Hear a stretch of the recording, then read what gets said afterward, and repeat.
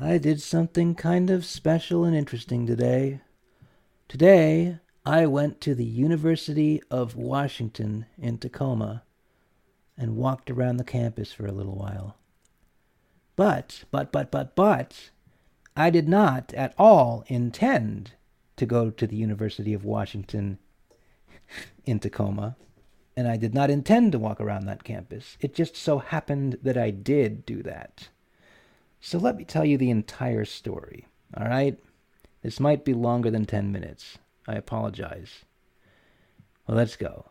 So it starts in the morning when I wake up, and I'm all prepared and ready to have a nice, relaxing half of a day.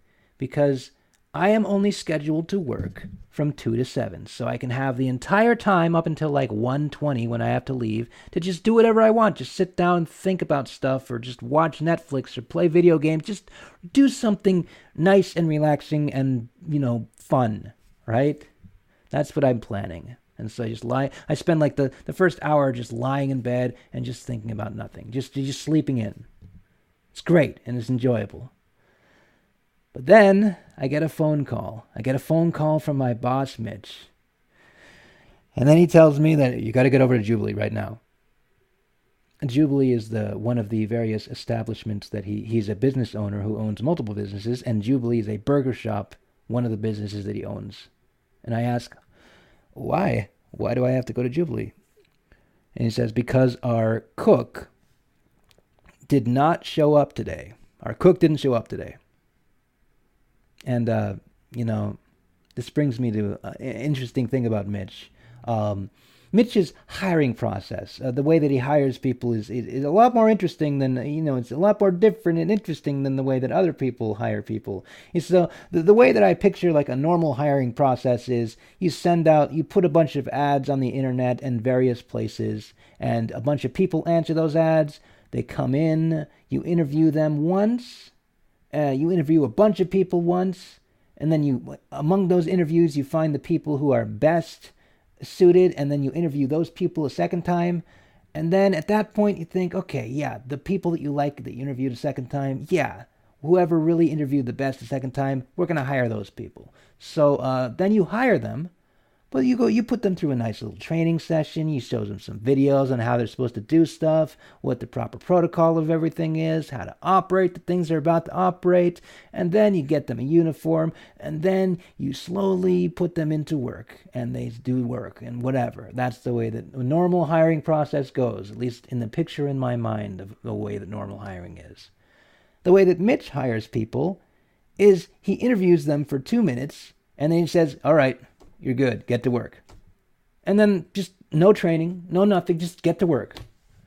And I think this hiring process is both good and bad, because it's good if you don't have any work experience and your resume basically says nothing, and no one's going to hire you, and no one's not going to interview you because you're not qualified for anything. He'll just hire you. You'll just get hired. That's great.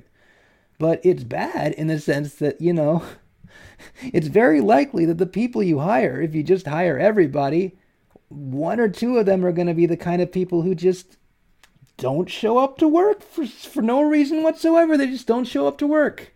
Maybe they just felt like smoking weed that day. I don't know.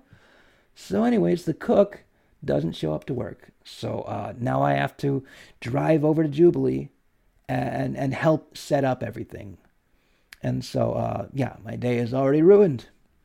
So I get, grab I have 2 uniforms I have to use this time. So I have to use a uniform for Advanced Stream, which is the ISP that I work at, and a uniform for Jubilee. So I get those 2 uniforms, put on the Advanced Stream one because I prefer that one's more comfortable, and just get that set up, get on a pair of black pants, I don't know, brush my hair, just make sure I don't look hideous, shave my face, and then put on deodorant, and then I make myself a lunch, because, you would think that if you work at a burger place that you can eat something there. You work at a food place, you can eat something there, because you're an employee. You would think that, but that's not the way things work with Mitch. Mitch doesn't like losing money at all, in any way. He is like Mr. Krabs. He is like the Grunkle Stan. He hates losing money. And so he has this policy that if you don't work at Jubilee for at least 4 hours, you don't get anything. And if you do work at Jubilee for at least 4 hours, you get one meal, and that's it. For the entire day, one meal, that's it.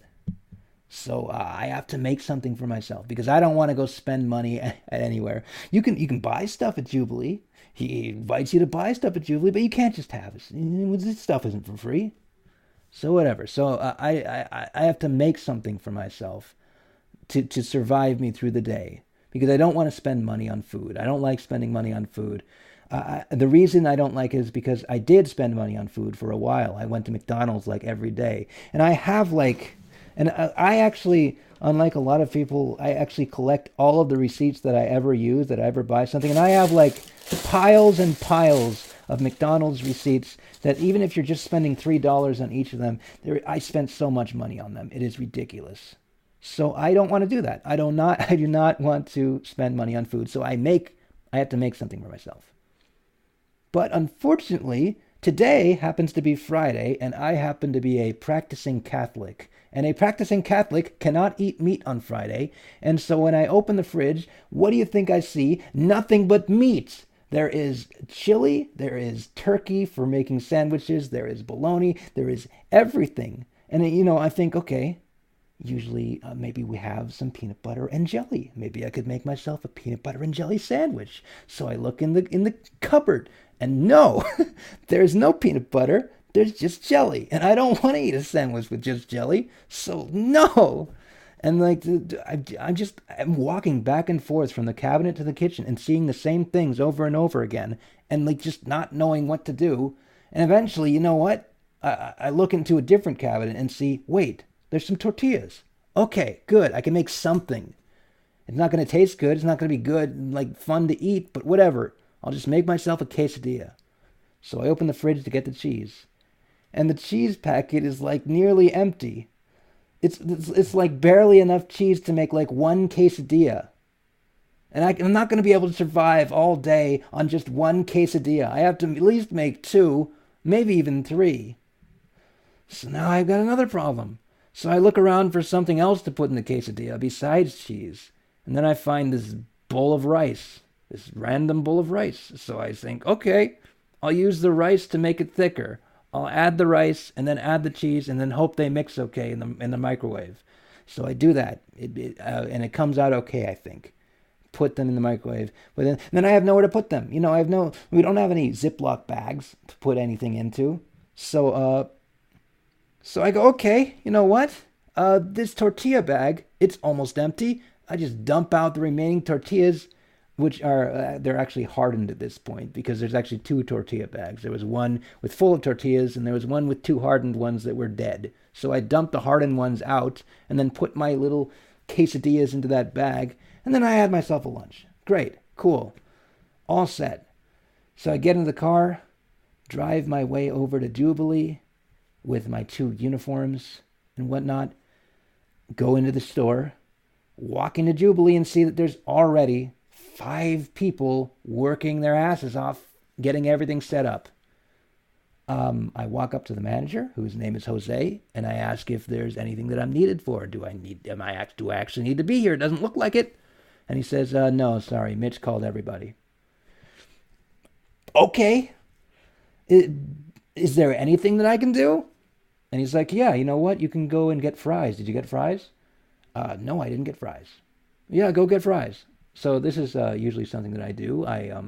Mitch, usually on my way to Advanced Stream, I have to take a quick stop at a cash and carry, a store for, people who own restaurants. They go to that store, pick up some fries, and then bring them over to Jubilee and stuff them in the freezer and then go to Advanced Stream. So, okay, I'll go get some fries. So I drive to cash and carry and do that. I bring the fries back. I stuff them into the freezer. I make sure to order them so that the newer ones are in the back and the older ones are in the front. And then I'm just standing there not knowing what to do, because at this point I don't want to go back home, because if I go back home it's going to take me half an hour to get back home anyways. I'm only going to have like an hour break before I have to drive back again. It's not worth it, right? It's not worth it to do it. So I'm just standing there. I don't know what to do. I don't know, like, I am just not contemplating what is happening. And then I get a call from Mitch. Mitch calls me up and he says, all right, I need you to go and make a grocery list. I need you to make a shopping list. Looks like someone's already, I was having someone already do that, but they're doing something else right now. So just finish what they were doing. Okay, then. Fine. I don't have too much experience making a shopping list, but I have a little bit. Fine. So the way that you make a shopping list, or at least the way that I had known that you make a shopping list for a Jubilee Burger, was you get yourself a sheet of paper called the inventory sheet of paper, and on this there are a bunch of rows and columns. On each row there is the name of that the item, an item that they have at the restaurant, like a box of salad, for instance. And on the second column there is the amount that you're supposed to have, the amount of those whatever item you're supposed to have. On the third column is the amount that you actually have. On the fourth column is the amount that you need to buy. So for instance, 4 boxes of lettuce, let's say you have 1 box of lettuce, but the amount that you're supposed to have is 2. So you write down that you need to buy 1 to make it 2. And you do that for every single item on the list. So, but someone had already basically made the list, and so that they said that they were done. And so Mitch told me he wanted me to send him a picture of this list. So I take this inventory list and take a picture of it and send it to Mitch. And within minutes, he calls me back and says, "No, that's not what I want. I want a grocery list. I want an actual list, written down, stuff you can cross off. That's just an inventory. Go. If you don't know how to do this, go ask Lauren, ask whoever, ask the guy you were doing it with." And so I go back to the guy and say, "Looks like Mitch actually wanted us to make an actual list, not just an inventory." And so he gets angry, and then he looks at the inventory, and then he writes down the stuff that we need for the list, and then he finishes the list. And then what I'm supposed to do with this list is I'm supposed to bring it to Jose, so that he can go and do the shopping, because that's what his job is. He's the manager, but he's also the shopper. He goes and buys stuff for the thing. But Jose, he's kind of an interesting person. Interesting in that the way that he does work is he doesn't do work. He spends 90% of his time when he's supposed to be doing work talking to people. Like, for instance, if he's supposed to be making an inventory of the restaurant, or if he's supposed to be running the restaurant and making sure that everything's okay. Instead, what he is doing is he's conversing with the customers, talking about what Jubilee is supposed to be for and all that. When he's supposed to be shopping, he will be talking with the cashiers. He will be talking with the people all around him. He is just a genius at talking with people. But when it comes down to actually doing work, not so much, He doesn't really do it. And Mitch is frustrated with him because of this. But anyways, so I'm supposed to bring this list to Jose and have him go shopping. But so I bring this list to Jose, but Jose is too busy talking with the dude who's trying to fix the ice cream machine, trying to learn things from him, learn things. Great. So I just stand there watching him learn things about how to fix the ice cream machine for like half an hour before he finally is finished with that, and then I hand him the list, and then Mitch calls him. And angry and yells at him and tells him to get going with the shopping, and that's the end of that part. And so he goes out shopping, and I hand him the list, and then I'm done at Jubilee. There's nothing else I can do, and I still have like an hour and a half left before I have to even go to Advanced Stream. So, and yeah, once again, I don't want to drive home and then have to drive back spend half an hour at home resting and then have to drive all the way back to get to work. So I decide, you know what I'm going to do?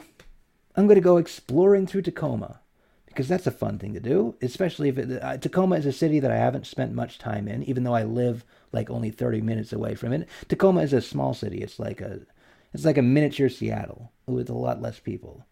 So I decided I'm going to drive my way down to Tacoma, which is less than 5 minutes away, and explore there for like the hour and a half, and then drive to work. So that's what I do. And the entranceway to Tacoma is actually pretty cool. It's on a street called Pacific Avenue. And as you go down the street, as you're entering Tacoma, you just go down this huge, gigantic hill. It goes over the freeway, and then it just goes down and down and down. And then once you get to the bottom of that hill, that's when you hit Tacoma. So like as you're entering Tacoma, getting to the top of that hill, you see the entire landscape of it. You see like all the buildings right next to the ocean, and it looks cool. So anyways, I'm driving down Tacoma, driving through there, and I want to just, drive around, get lost on purpose, do that kind of thing, find something interesting, right? But as I'm doing this, I remember that I've already done this. I've done this before. Like I've driven through Tacoma, found interesting places. But what I haven't done is I haven't gotten out of my car and actually explored, actually walked around and looked at things really. So I decided that's what I'm going to do. And the way that I'm going to do that is that there's like no parking in Tacoma. There's hardly any parking, but most of it is free if you can find a parking space. So I decide the first free parking space I find, that's where I'm going to park. And so it just so happens that the first free parking space was a parallel parking. So I had to, do the whole drive forward, then shift into reverse, then turn in, then go backward and backward and forward and backward and forward. But I got in and parked there. And it just so happened to be right next to the University of Washington in Tacoma, the center, the student center. And so that's where I went exploring. I just walked around the campus. So the way that the campus is set up is actually kind of interesting. So if you haven't been to a city like Tacoma or Seattle or, a city by the sea, I think most cities by the sea are like this. But if you haven't been to one, they're built on this giant hill that goes downward to the sea. And the way it looks is it's like there's steps. There's like a flat road, and then there's a hill that goes downward, and then there's another flat road, and then there's a hill that goes downward, another flat road in steps. And the way that the University of Washington is set up is on each of those steps is a different section of the college. So on the top step, which was where I was parked, there was the student center, which was the place where you could go. I don't know, there was exercise equipment. I didn't really walk in there or look at anything, but I saw in the window there were people exercising and using the equipment. I was actually wondering, if anyone would even notice if I was, or ask if I was a student, if I just walked in there and just started using the equipment. But whatever, I didn't do that. On the first top level of these steps, these street steps, I don't know, I'm talking about these city steps, was the university. On one side of the street was the Tacoma, the student center. And then on the other side of the street was the dorms. And if you walk by the dorms, there is this like balcony, this deck, and you can walk through it, through this gated area, and then eventually it leads you to the stairwell, and also an elevator. But I decided to take the stairs because, exercise is better for the soul.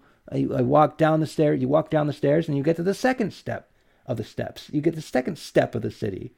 And at the second step, that's where basically you cross the street and then you go down. At the second step, there's just like, that's where the university actually is. That's where the campus actually is. And it's kind of lined, like you walk down and there's these giant steps that keep going down. I'm not talking about the city steps, not talking about the roads that are hill, step. I'm talking about just normal walking stone steps that you walk down. And that's where the campus is. And it was interesting, and I explored it. And man, I can't even think of anything else to say. But it has been 18 minutes and 46 seconds. I hope this has been enough content. You know what? I'm going to give you a little bit more. It was interesting. It was fun. I explored Tacoma, Tacoma University. And at the bottom, if you cross the street, the bottom step, which is as you go down to the bottom of the university, if you cross the street from there, that's where the Washington History Museum is. But anyways, I don't know what I'm doing. But that's basically the story. I somehow ended up at the University of Tacoma, and I went exploring there for like half an hour before I went to work. That's the end of my story. See you guys next time on the next episode of the wonderful Kokino Podcast. I hope you enjoyed this one. It's been twice as long as the normal ones. I hope this doesn't become a pattern, because this was very, very hard to do and very difficult to plan and think about. And I don't even think I did that good of a job. But let me know. Let me know. Just let me know if this story was understandable to you, first of all. And let me know, second of all, if you like the story. And let me know, third of all, if there's any way that I can make this story better. Any details that I could leave out or any details that I could put in. Thanks for listening. You guys have been great. This is the end.